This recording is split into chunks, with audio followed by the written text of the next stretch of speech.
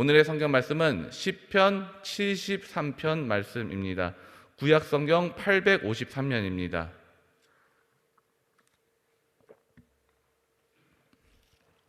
시편 73편 말씀 다 함께 합독하도록 하겠습니다. 하나님이 참으로 이스라엘 중 마음이 정결한 자에게 선을 행하시나 나는 거의 실족할 뻔하였고 내 걸음이 미끄러질 뻔하였으니 이는 내가 악인의 형통함을 보고 오만한 자를 질시하였음이로다. 저희는 죽는 때에도 고통이 없고 그 힘이 건강하며 타인과 같은 고난이 없고 타인과 같은 재앙도 없나니 그러므로 교만이 저희 목걸이요 강포가 저희의 입는 옷이며 살찜으로 저희 눈이 솟아나며 저희 소득은 마음의 소원보다 진하며 저희는 능욕하며 악하게 압제하여 말하며 거만히 말하며 저희 입은 하늘에 두고 저희 혀는 땅에 두루 다니도다.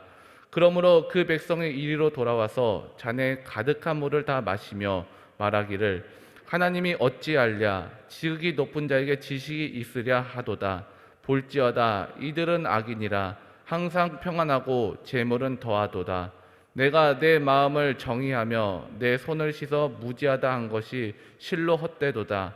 나는 종일 재앙을 당하며 아침마다 징계를 보았도다. 내가 만일 스스로 이르기를 내가 이렇게 말하리라 하였더면 주의 아들들의 시대를 대하여 괴요를 행하였으리이다. 내가 어찌면 이를 알까 하여 생각한즉 내게 심히 곤란하더니 하나님의 성소에 들어갈 때에야 저희 결국을 내가 깨달았나이다. 주께서 참으로 저희를 미끄러운 곳에 두시며 파멸에 던지시니 저희가 어찌 그리 졸지에 황폐되었는가. 놀람으로 전멸하였나이다. 주여 사람이 깬 후에는 꿈을 무시함같이 주께서 깨신 후에 저희 형상을 멸시하시리이다. 내 마음이 산란하며 내 심장이 찔렸나이다. 내가 이같이 우매무지하니 주의 앞에 짐승이오나 내가 항상 주와 함께하니 주께서 내 오른손을 붙드셨나이다. 주의 교훈으로 나를 인도하시고 후에는 영광으로 나를 영접하시리니 하늘에서는 주의 누가 내게 있으리요 땅에서는 주밖에 나의 사모할 자 없나이다. 내 육체와 마음은 쇠잔하나 하나님은 내 마음의 반석이시요 영원한 분깃이시라. 대저 주를 멀리한 자는 망하리니 음녀같이 주를 떠난 자를 주께서 다 멸하셨나이다. 하나님께 가까이 함이 내게 복이라. 내가 주 여호와를 나의 피난처로 삼아 주의 모든 행사를 전파하리이다. 아멘. 우리 효화행복 교재 보도록 하겠습니다. 효화행복 교재는 10월 12일 하나님께 가까이 하는 것이 복이다 입니다. 우리 요절 말씀부터 보도록 하겠습니다. 하나님께 가까이 함이 내게 복이라. 내가 주 여호와를 나의 피난처로 삼아 주의 모든 행사를 전파하리이다. 시편 73편 28절 말씀. 아멘. 내용 보도록 하겠습니다. 성도들이 가장 많이 시험에 드는 것 중에 하나가 악인의 형통이다. 본 시편의 시인도 같은 문제로 극심한 마음의 고통을 겪는다. 시인은 악인을 부러워하지 말아야 하는데도 그의 형통함을 보고 시기하는 자기 모습에 놀란다. 악인의 인생은 번영 그 자체였다. 악인은 고통 없이 죽을 정도로 건강하게 산다. 노동자를 착취하거나 거짓말하고 폭리를 취해도 재앙이 닥치기는커녕 오히려 부자라는 소리를 듣고 부러움을 산다. 더구나 거룩하게 살아가야 할 백성, 즉 성도들도 그들의 삶을 따른다. 그래서 악인은 더욱더 교만해져 하나님을 무시하기에 이른다. 이와 달리 하나님만 따르는 시인은 고통 속에 산다. 이 때문에 시인은 심한 마음의 갈등과 고통을 겪었다. 시인이 이러한 괴로움을 극복한 것은 성소에 들어가서 하나님을 가까이 할 때였다. 그는 성소에서 충격적이고 놀라운 사실을 깨닫는다. 그가 보았던 악인의 형통은 형통이 아니었다. 악인의 형통은 그들을 영원한 지옥의 불로 미끄러지게 하는 치명적이었다. 시인은 자신의 무지를 회개하고 진정한 형통은 하나님과 가까이 하는 것임을 깨닫는다. 하나님께 가까이 할 때 하나님으로부터 보호받는 인생이 됨을 알게 된다. 하나님과 친밀해질 때 주의 교훈으로 매일 인도받다가 천국으로 가게 됨을 깨닫는다. 이제 시인은 악인의 형통을 부러워하고 시기하기보다는 하나님을 가까이 하고 하나님의 모든 행사를 증거하기로 결단한다. 세상 사람들이 말하는 형통은 파멸로 던져지는 미끄러운 곳임을 잊지 말자. 진정한 형통은 하나님을 가까이 하는 것이다. 아멘. 오늘은 하나님께 가까이 하는 것이 복이다 라는 제목으로 함께 은혜를 나누고자 합니다. 오늘 시편 73편 앞에는요, 이런 말이 붙어 있습니다. 제3권. 시편은 모두 5권으로 되어 있습니다. 그리고 각 권마다 강조하는 것이 있습니다. 이 중에 제3권은요, 예배 중심에 해당하는 말씀의 시작인 것이에요. 여기서는 시온의 성전 신앙과 이러한 신앙들이 중요하다라는 것을 강조하고 있습니다. 예배가 흔들릴 수가 있는데 흔들리지 않은 예배가 우리를 살리는 힘이 된다라는 것이에요. 그러다 보니까 3권에 주로 많이 나오는 배경이 뭐냐? 바벨론 포로 시대의 내용이 많이 나오는데 이제는 중심이 없어진 거예요. 중심이 되었던 성전도 잃어버렸고 나라도 잃어버렸고 중심이 없으니 흔들흔들 할 때 어떻게 다시금 예배의 회복이 있을 것인가? 이것을 말해주고 있는 것입니다. 그래서 시작이 신앙의 위기로부터 시작하는 거예요. 먼저 배교의 위험이 있다는 것을 말해주고 있습니다. 절대 배교하면 안 되고 기도를 포기하지 말고 믿음을 지켜야 된다. 그래야 최후의 승리가 있는 것이다 라고 말하고 있는 것이에요. 오늘 말씀은 지금 배교 가운데 놓인 이유가 무엇인지를 말해주고 있어요. 이것은 바로 악인의 형통인 것입니다. 하나님은 분명히 선하신 분이시기에 정결한 자들에게 복을 주신다고 했는데 그런데 왜 악인들이 잘 되느냐라는 것이에요. 악인들을 보니까 4절에 보니 죽을 때 고통도 없이 죽는 것 같고 5절에 고난도 없고 재앙도 없고 더욱이 교만하고 강포하다라고 나오고 있습니다. 악인이 망하는 것으로 끝났으면 좋겠는데 악인의 이러한 교만함과 강포함이 신앙인에게도 영향을 미친다라는 것이에요. 신앙인들이 흔들리게 되는 것입니다. 배교의 위험이 있게 되는 것이에요. 그리고 은근히 악인들을 부러워하기까지 하는 것입니다. 나는 신앙생활 잘하는데도 되는 일이 없는데 왜 저런 악인들이 왜 이렇게 잘 될까? 은근히 부러워하게 되는 것이에요. 부러워하면 따라하게 되는 것이고 나중에 그것을 매력으로 느끼게 되는 겁니다. 그 다음에는 원망하기 시작하는 거예요. 잘 믿으면 뭐해? 이렇게 원망하기 시작하는 거예요. 그리고 조롱하는 사람들의 이야기가 내 가슴속에 팍팍 꽂히게 되는 것입니다. 여러분, 신앙생활 하다가 조롱하는 사람들의 이야기를 들으면 한 귀로 듣고 그냥 흘려보내면 되잖아요. 그런데 그게 안 되는 이유가 뭐냐 하면요, 내가 지금 흔들리고 있다라는 것이에요. 나의 믿음이 벌써 흔들리고 있는 것입니다. 그래서 이런 일들이 벌어지다 보니까 1절의 말씀처럼 확신이 깨지게 되는 것입니다. 하나님이 참으로 이스라엘 중 마음이 정결한 자에게 선을 행하시나. 하나님께서 분명히 정결한 사람들에게 선을 주신다고 하셨는데 왜 이렇게 되는 건가? 흔들리게 되는 것입니다. 12절부터 16절 다 함께 한번 읽어볼까요? 볼지어다 이들은 악인이라 항상 평안하고 재물은 더하도다. 내가 내 마음을 정의하며 내 손을 씻어 무지하다 한 것이 실로 헛되도다. 나는 종일 재앙을 당하며 아침마다 징책을 보았도다. 내가 만일 스스로 이르기를 내가 이렇게 말하리라 하였다면 주의 아들들의 시대를 대하여 괴유를 행하였으리이다. 내가 어찌면 이를 알까 하여 생각한즉 내게 심히 곤란하더니. 신앙생활의 흔들림을 경험하는 사람들이 있어요. 그런데 17절부터 대반전이 일어납니다. 언제 대반전이 일어나느냐? 성소에 들어갔을 때 깨달았다라고 나오고 있어요. 성소가 뭡니까? 여기서 말하는 성소는 장소의 개념이다 보다는요, 하나님의 임재를 말하는 것이에요. 하나님을 내가 만났을 때 깨달았다라는 것입니다. 하나님을 만났다라는 것은 무엇이냐? 하나님이 살아계시다라는 것을 확신하는 거예요. 그리고 하나님께서 내 계획대로 움직이는 것이 아니라 하나님의 계획대로 움직이신다. 하나님은 최종적으로 승리하신다라는 이야기인 것입니다. 쉽게 말씀드리자면요, 믿음이 내가 흔들릴 때 간단한 해결책은 뭐냐? 악인 쳐다보고 있으니까 시험이 드는 겁니다. 주님을 바라볼 때 해결되지 않습니까? 성소에서 깨닫는다라는 말이 무슨 말인가?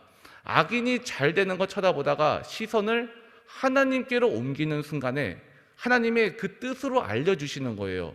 부분이 아닌 전체를 바라볼 수 있게 만들어 주십니다. 짧게 보면요, 악인들이 잘 되는 것처럼 보여요. 잘 되는 것처럼 보이지만요, 멀리 보면요, 18절에 미끄러지고 파멸되고, 또 19절에 갑자기 황폐할 정도로 하나님께서 전멸시켜 버리신대요. 여러분, 부자와 나사로 이야기 잘 알고 계시지 않습니까? 부자와 나사로를 한번 봅시다. 부자가 이 땅에 죽을 때까지 고생했나요? 고난당했다는 말이 성경 속에서는 나오지 않습니다. 성경 안에 볼 때는 고난당했다라는 말이 나오지 않아요. 이 땅에서의 부자는요, 고난도 없고 잔치 벌이다가 죽었거든요. 만약에 우리가 부자와 나사로의 결말을 모른다면요, 이 사람은 그냥 잘 살다 간 인생인 것이에요. 그런데 성경은 그 죽은 다음의 장면까지 보여주지 않습니까? 지옥에 들어간 부자가 어떤 일이 벌어집니까? 얼마나 고통스러운지 그의 소원이 뭐냐면요, 손가락 끝에 물 한 방울만 찍어서 달라라는 것이에요. 너무나 갈증이 심해서 그것이 나에게 위로가 된다라는 것입니다. 지옥이란 그런 곳이에요.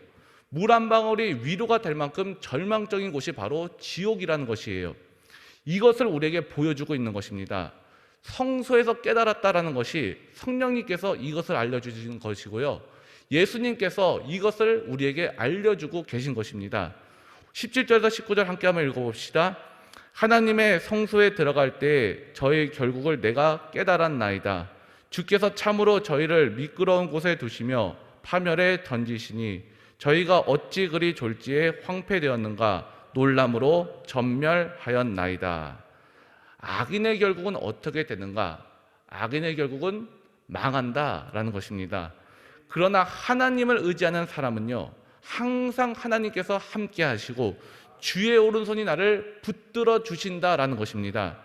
신앙생활이 무엇입니까? 하나님과 멀어지지 않는 것이에요. 여러분, 결심하시길 바랍니다. 내가 어떤 일이 있더라도 주님과 단절하지 않겠습니다. 내가 주님과 함께 하겠습니다. 그러면 주의 오른손이 나와 함께 하시기 때문에 우리가 능히 이길 수가 있는 것이에요. 23절 함께 읽어봅시다. 내가 항상 주와 함께하니 주께서 내 오른손을 붙드셨나이다. 이 말씀을 믿으시기를 바랍니다. 그 다음에 신앙 회복 이야기가 나와요. 하나님의 성전에서 부르짖던 시편 기자의 태도가 달라졌습니다. 이제는 하나님을 찾고 주님을 소망하고 있어요. 주님과 함께함이 진정한 복임을 깨닫게 된 것입니다. 그리하여 시편 기자는 이렇게 고백하며 기도를 마칩니다. 28절 읽어봅시다. 하나님께 가까이함이 내게 복이라. 내가 주 여호와를 나의 피난처로 삼아 주의 모든 행사를 전파하리이다. 그렇습니다. 우리는요, 눈이 잠시 세상을 향해 부러워하면서 거의 쓰러지고 미끄러질 뻔했는데도 우리가 다시 주님 앞에 엎드려 기도한다면요, 주님이 우리의 분기지시요 우리의 상급이심을 우리가 깨닫게 되는 것이에요. 그러므로 마음이 괴롭고 상황이 어렵더라도 포기하지 말고 기도하시기를 바랍니다. 이스라엘이 바벨론의 포로로 끌려갑니다. 우리는 이미 70년 동안 포로 생활을 겪는다는 것을 성경을 통해 알고 있어요. 예레미야 25장에 보면요, 70년이라는 예언이 있지만 누구나 그때 당시 이스라엘 사람들이 다 알고 있지는 않는 것 같습니다. 포로가 영원토록 되는 것처럼 느껴졌을 것이에요. 그런데 거기서 그들이 했던 일이 무엇이냐? 낙심하지 않고 계속 기도했거든요. 끊이지 않고 기도하는 기도의 사람들이 있었다라는 것입니다. 대표적인 사람이 누굽니까? 다니엘이 기도하지 않았습니까? 다니엘 6장에 보면 기도하면 사자굴에 집어넣는다까지 했는데 그래도 계속 기도하지 않았습니까? 포기하지 않고 기도한 결과 어떻게 됐느냐? 3차에 걸쳐서 이스라엘로 되돌아오게 됩니다. 수룹바벨, 에스라, 느헤미야 3차에 걸쳐서 돌아오게 되었습니다. 그러니까 기도가 중단되지 않으면 반드시 응답의 역사가 있다라는 것이에요. 이사야서 62장 6절부터 7절을 보면 이런 말씀이 있습니다. 제가 읽어드릴게요. 예루살렘이여, 내가 너의 성벽 위에 파수꾼을 세우고 그들로 종일 종야에 잠잠치 않게 하였느니라. 너희 여호와로 기억하시게 하는 자들아, 너희는 쉬지 말며 또 여호와께서 예루살렘을 세워 세상에서 찬송을 받게 하시기까지 그로 쉬지 못하시게 하라. 여호와로 기억하시게 하는 자들아, 너희는 쉬지 말며. 쉬지 말라라는 게 뭡니까? 쉬지 말고 기도하라는 거 아니겠습니까? 계속해서 기도하는 사람이 하나님이 과거에 행하신 일을 기억하는 사람이고요, 계속해서 기도하는 사람들이 하나님이 맡겨주신 사명을 감당하고 있는 사람들인 거예요. 우리가 코로나 바이러스 상황으로, 또 경제적인 상황으로, 가정의 문제로, 일터의 문제로 우리 인생에도 여러 가지 막힌 상황들이 있습니다. 그런데 기도가 우리가 중단되지 않으면요, 반드시 뚫립니다. 또 반드시 이루어집니다. 이것을 믿으시기를 바랍니다. 이제 말씀 정리하도록 할게요. 악인의 형통을 부러워하지 마시기 바랍니다. 악인이 누굽니까? 악인은 하나님 믿지 않는 사람들을 말하는 거예요. 기도가 없는 것입니다. 기도 없는 자의 형통은 어떻게 되느냐? 망하는 거예요. 반면에 상황은 반대입니다. 성전은 불타고 포로로 끌려가고 험난한 상황입니다. 그런데 기도가 계속되고 있어요. 여러분 같으면 최종 승리를 어디에 두시겠습니까? 악인의 형통에 거시겠습니까? 아니면 고난 중일지라도 기도하는 것에 걸겠습니까? 겉으로 볼 때는 악인의 형통이 좋아 보이겠죠. 하지만 악인의 형통은 망하는 것이에요. 기도도 없고 예배도 없고. 하지만 당장에는 처참한 상황일지라도 기도가 그치지 않으면요, 기도는 반드시 일어나게 만들고요, 기도는 반드시 살아나게 만들 것입니다. 이것을 우리가 붙들라라는 것이에요. 기억하시기 바랍니다. 하나님께서는 이런 사람을 가까이 하시고 이런 사람들에게 복을 내려주시는 것입니다. 이것을 기억하시고 마지막 오늘 요절 말씀 28절 읽고 마치도록 하겠습니다. 하나님께 가까이함이 내게 복이라. 내가 주 여호와를 나의 피난처로 삼아 주의 모든 행사를 전파하리이다. 이 말씀을 믿으시면서 주께 기도하며 나아가시기를 바랍니다. 기도하겠습니다. 하나님, 오늘도 주 앞에 나와 예배하게 하시니 감사합니다. 우리가 살아가면서 여러 가지 환난과 분쟁에 부딪힐 수도 있습니다. 그러나 그때 세상 따라가지 않게 하시고 배교하지 않게 하시고 악인의 형통을 부러워하지 않기를 원합니다. 성령 하나님, 우리를 붙들어 주시고 우리의 피난처 되어 주시옵소서. 주께서 우리와 함께 하시면 합력하여 선을 이루게 하시며 승리의 삶 허락하실 줄 믿습니다. 주님과 함께 늘 예배하며 기도하는 믿음의 고집을 갖게 하시고 오늘 시편 말씀의 주인공이 우리가 되게 하여 주시옵소서. 예수님의 이름으로 기도드립니다. 아멘.